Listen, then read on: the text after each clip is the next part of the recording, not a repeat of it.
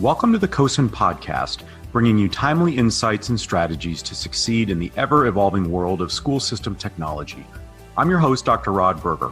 Each month, you'll hear from Consortium for School Networking experts, visionary technology leaders, entrepreneurs, and practitioners who will discuss the topics most essential to every school and district technology leader. And now, enjoy today's episode. Well, Dr. Holland, it's nice to be spending some time with you today. I want to get to your bio and the sailing and some of these stories that I think are just incredible, especially if there's a movie that accompanies that. Where did you find that? Because I just love the backdrop of sort of what makes us who we are today and how we apply that in the areas Sure. of expertise in the vertical, especially in education. But I know I would like for you to talk a little bit about your work with CoSN. And the approach to leading for equity and universal design, and why now for you, and how that is just makes sense, I guess, with sort of the fabric of who you are. Sure. So I've been with CoSN now for about a year.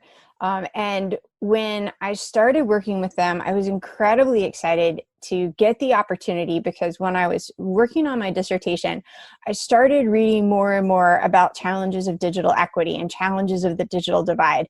And it was the only time that my advisor ever said to me, like, don't go there. It's too big. You can't get this done. Save it and let that be your research agenda as soon as you finished. And so pretty much as soon as I finished that dissertation, I started looking, saying, all right, now I have all of these questions and I want to come back. And so it's because of having those questions that I was reading about CoSN's work and some of the work that Keith Kruger and Susan Bearden had done in digital equity. And so I reached out to them through another colleague and said, I really want to meet these people. I really want to get involved in this work. So that's how I ended up actually at CoSN. How it connects back to the idea of universal design for learning, and I can make that connection. When I was long before I did my doctorate, so from 2005 to 2011, I was working in a small independent school in Newport, Rhode Island, where approximately 30% of our students had language-based learning challenges. And this was a school that had previously really been like the feeder to the top New England prep schools. And so all of a sudden there was a demographic shift and we had all these students with different learning needs, and yet a history of being a very traditional, rigorous, academic place. And so I had taken Dr. David Rose's neuropsych class when I was a master's student, like way back in 2002. And it was the beginnings of the idea of universal design for learning. So as the technology director working with the director of student services, we started asking these questions of what can we do with this curriculum to meet the needs of all of our learners? And that's how we really got into this idea of universal design for learning. And it's something that I've held on to when I was in the classroom, when I was working with teachers, of how can we make sure that all of our experiences are accessible to everybody? So there was that piece and the digital equity piece. And then in conversation over the last year, particularly with some of my digital equity advisory board members at CoSN, we started talking about this idea of what framework would make sense so that when we talk about equity, we're not just talking about boxes and wires, that we're getting this conversation beyond just, do we have devices and do we have bandwidth, and what are students really doing with it?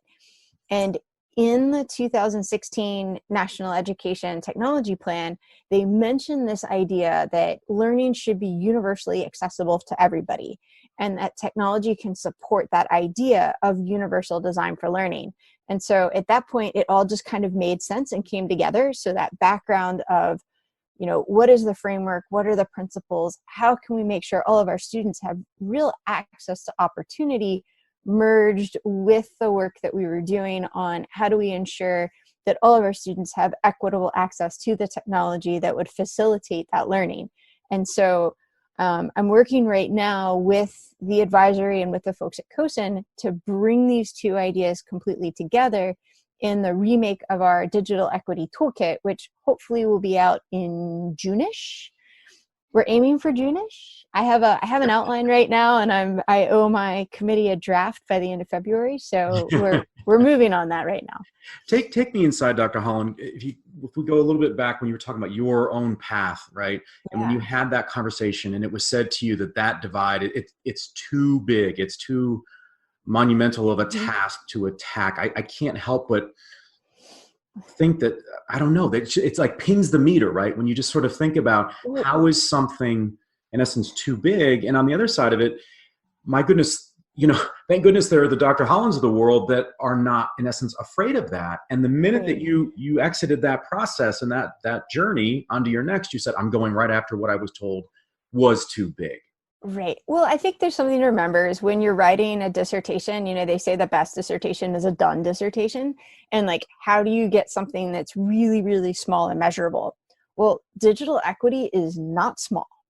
And the more that I've dug into it, the more nuanced I've realized that it is. And so where I left it with my doctoral work was realizing it is one of the drivers of the problem that I was studying. But one of the things, again, the small nature of dissertation work, it was not a driver that I could successfully defend in the time frame of the program. And so I got really interested, and my advisor, Dr. Henry Smith, who loved me to go big, and he never said no to anything, was like, that topic is just, it's too big to be able to get this done in 3 years. He's like, so let's take something, you can acknowledge it, but let's take something that's more manageable right now. He said that that's your agenda when you're ready to come back to it. And so I've been very fortunate to be working with CoSN for the last year, because it's really allowed me to uncover the challenges associated with it, because I think it's a much bigger issue than I even thought at the time, because I was still very much thinking about it as access in terms of, devices and bandwidth. But then there's so much more to it, because what am I doing with that access? It's been very well documented in numerous studies that students who are in schools in underserved communities might have the same physical access. And a lot of that's because of online testing. So when they're in school, they might have access to devices, and there's internet, but they're typically using the technology for, remediation, test prep, basic content acquisition. They're not engaging in a lot of the real, exciting, creative aspects of what could be digital learning, simulations and labs and media production and all those things. So there's that piece. And then there's that universal design for learning piece of how are we helping our students understand how the device can support them as learners. And I think that's something every school is still really struggling with. How do we help our students know what they need in order to be expert learners? Doesn't it speak, Dr. Holland, to the importance for the work that you're talking about, that you're doing with CoSN? Because if we put ourselves in the position of somebody within a school and or a district, and they're tackling some of these same things in their mind or with their teams, yet they may not have 3 years to figure that out, or they might feel that pressure, it really seems to speak to the importance and the timeliness of establishing, or at least coming to some general understanding of how we can apply some of these questions into actionable items and of support, I think, right? Is that a part of that? Well, Susan Bearden always likes to tell me practical tactical. I like that. So, yeah, I really want a t-shirt still, if anyone's listening. It says hashtag, add the hashtag on the front. Hashtag practical tactical. And I think that's a great point. And it's also again, I'm very fortunate to have a really fabulous advisory. And we've been talking a lot about how do we think of digital equity as like on a continuum, right? Because it's incredible. If you don't have the boxes and wires, you can't have the rest of the conversations, right? So there is a continuum of what can be put in place to support students. At the same time, we've been talking a lot about how do we make sure it's very iterative and cyclical. And so I think there is a challenge in education of trying to take off too much at one time, because the problem does look really big. I'm a big fan of the idea of improvement science. Like, how do we do short cycles of implementation and iteration? So, first we got to make sure that all the students have internet access, and then we're going to make sure that they have the devices that meet their needs. And you can start to measure those things. And then, okay, now we need to make sure that they understand what can the device do to support them as learners. And now that's going to start creeping, right? Well, if I want my students to do that, I have to add some professional learning in. What am I going to do to support my teachers? How am I going to build community outreach to help my parents understand what's going on? And it just sort of goes and expands from there. What happens when they go home? There's the homework gap piece. You're listening to the CoSN podcast, produced in partnership with MindRocket Media Group. If you're a K-12 EdTech leader, product or service provider, or a school or district leader looking for support with your communications, public relations, social media, and multimedia production efforts, visit mindrocketmediagroup.com to learn how you can work together with the expert team at MindRocket to achieve your goals. I'm curious, Dr. Holland, how do we reconcile sort of our personal expectations and experiences with technology outside of school with what we might deem as a safer, more controlled environment to experience that technology or the digital experience, right? So take, for example, now it's becoming so ubiquitous with our entertainment that you can be in different locations, even hotels outside of your home, and log into your Netflix. Like, you just expect things it's like single sign-on. It all just sort of lights up. It's like the opposite of Chevy Chase in Christmas Vacation when he's plugging in the lights and they're not working. We expect that they're going to work, and yet, professionals like yourself and CoSN working very methodically and thoughtfully to understand sort of the root and then sort of what's the next step to provide that support and education, right? And a community around that. How do we square with what we experience in our personal lives with what I would think we would deem as healthy, safe approaches to bridging that gap, providing, the resources that are necessary for learning?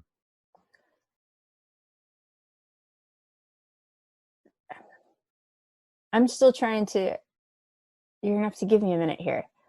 Because I think one of the challenges, and this is one where I've done a lot of listening in the last year and a lot of reading. And I think the biggest piece is going to come from how do we as people who are trying to help find solutions suspend what we expect to deeply understand the context and culture of the people that we're supposed to support. And I'm framing it that way. I'll be honest, I don't have a Netflix. Like, we have 8 channels on TV, and if there's something on, great. And if not, I went and read a book last night. So there's, I think one thing to recognize is not all of us have that experience. And with that comes, what are the digital literacy skills that we need to be able to take advantage of the technologies? What are the media literacy skills that we need to have? I've been working with CoSN on several projects around the idea of AI. What's the algorithmic literacy that we should be having? And I think, again, it comes back to, as those of us who have become very comfortable with technology are working with others, I think the most important thing we can do is stop and listen, and to frankly recognize that our experiences are not the only experiences, and to really start to understand what is going to best support the specific learners that we're trying to help. I had a wonderful colleague who I have a great relationship with, who very bluntly said to me, as we were talking about how do we address getting more opportunity for students of color.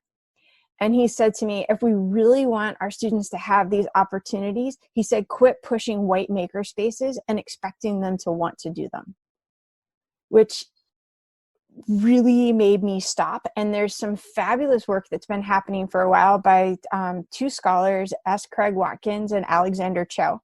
And so I started reading a lot of their work. I'm reading a book right now by a professor, Charles McElwain, who's at NYU, who talks about, his latest book is the history of Black software. He says it's from AfroNet to Black Lives Matter. And what are the differences? Because it may be that what we, as frankly white educators who have had experience with technology, are thinking about what should be done or what needs to happen, we might be missing all the wonderful things that are already there. And so what's been incredibly enlightening for me is just to take a really deep breath and to step back and to listen and to read and to try to understand not what I need to tell someone like this is the way forward, but instead to think of what are the supports I can provide to district leaders so that they can ask the questions, so that they can best support their community with its culture and its context and all of its nuance, because it really is a big challenge. And then we didn't even hit the like accessibility pieces and how we're going to support different learners. I mean, that might have been a cyclical non-answer.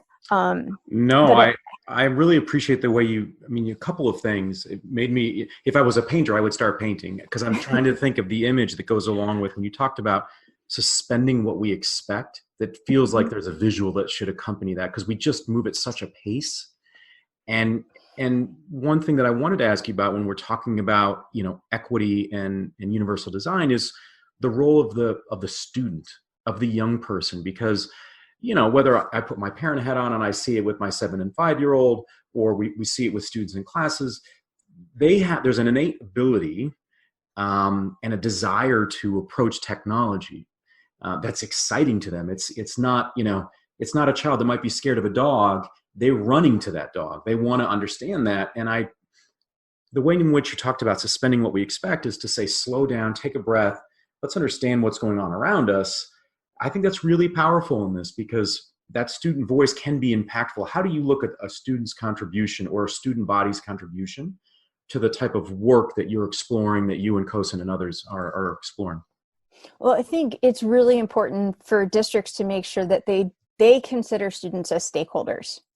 Albemarle, Virginia is a great example of some of the work where they've done, where when you talk to their district leadership and you ask them about the decisions that they've made, I mean, sometimes it goes all the way back to, oh yeah, it was because of this one student, and they can put a name on it and say, we recognize that for this one student, this piece of technology was a game changer.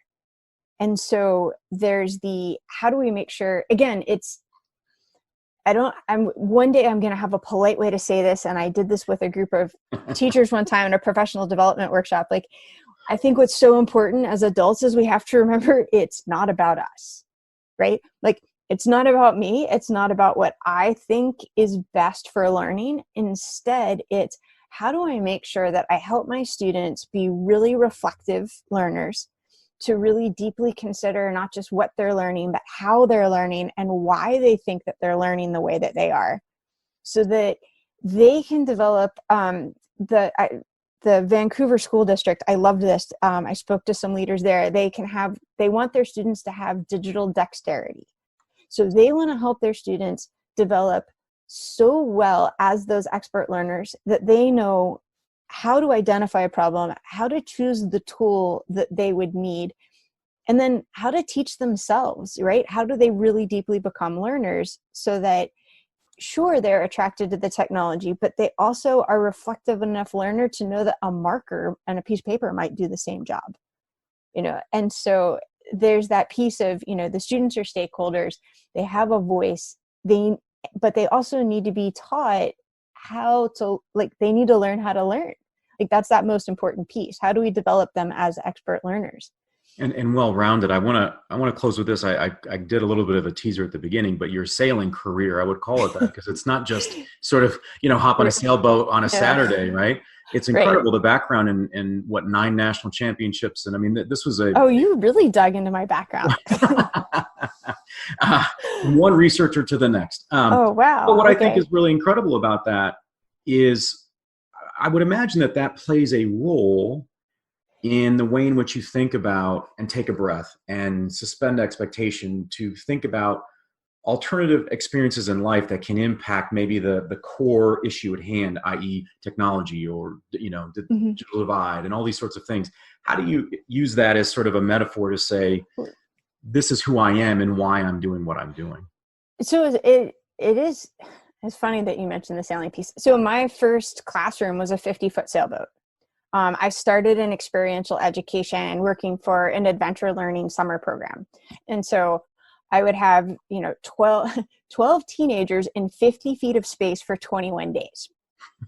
Like, we didn't get off the boat. And by the end of those 21 days, your role as an instructor and a facilitator was basically to be to a point where you had empowered those kids to be running a 50-foot yacht, which is really no small deal.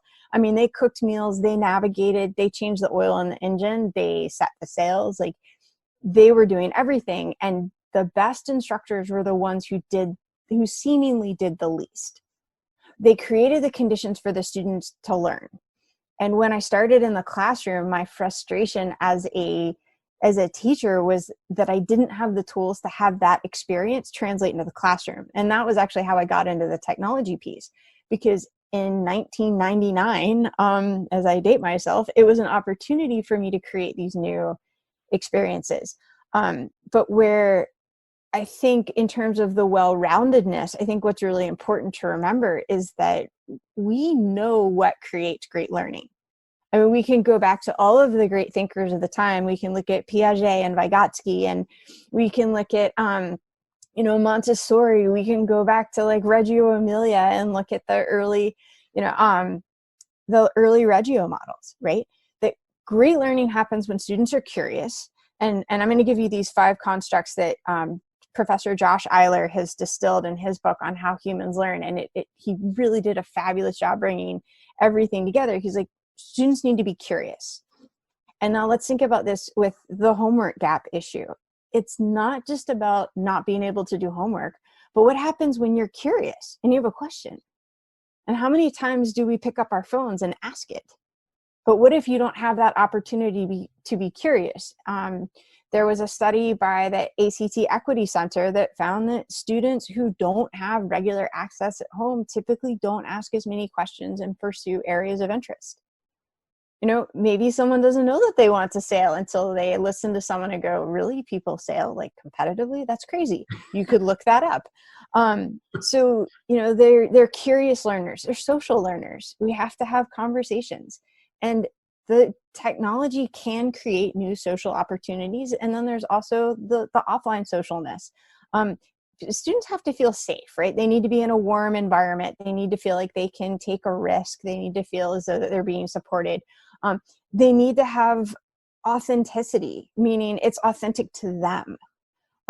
One big takeaway I had from Dr. Watkins and Dr. Cho's book was the number of students who said, I come into school and the things I find most useful get taken away from me. And they were all talking about having like iPod touches and phones, and they took their notes on it. And suddenly like your school is not an authentic learning experience. And then the last piece is there has to be room for failure in terms of we all learn from our mistakes. So we need to have these low risk, low threat opportunities where we can make a mistake and have someone then help us. And I think especially in the digital space, we don't create enough safe opportunities for kids to make mistakes. They're going to make mistakes. I mean, all of us who've taught middle school know that there's lots of mistakes. But how do we do it in a really safe environment where they can learn from it and it doesn't suddenly become like this thing that follows you around for life? And so I think we know what great learning can look like. The real question is, how do we make sure that every single student and every child has access to what that great opportunity could be? And that's really the work that we're trying to figure out right now.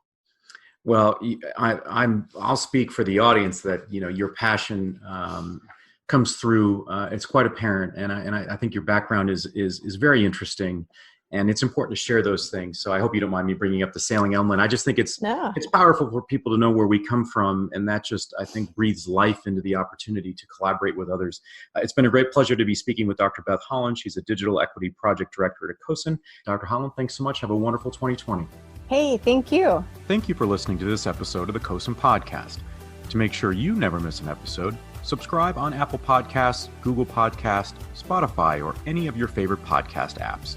You can also listen to each new episode on edcircuit.com or CoSN.org. Follow @CoSN on Twitter for further updates. I'm your host, Dr. Rod Berger.